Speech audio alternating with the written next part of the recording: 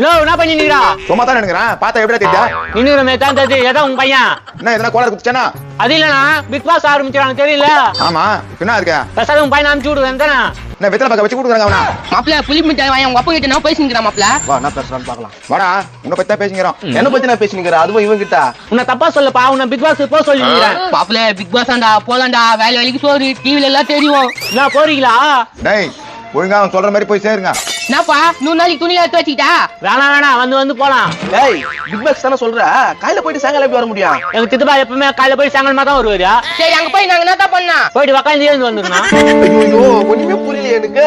இங்க பாருங்க எங்க சித்தப்பா கிட்ட சொல்லி இன்ஃபார்ம் வாங்கி தரேன். இங்க போட்டு போங்க. போமா கொய்யால செக்யூரிட்டி வேலையா?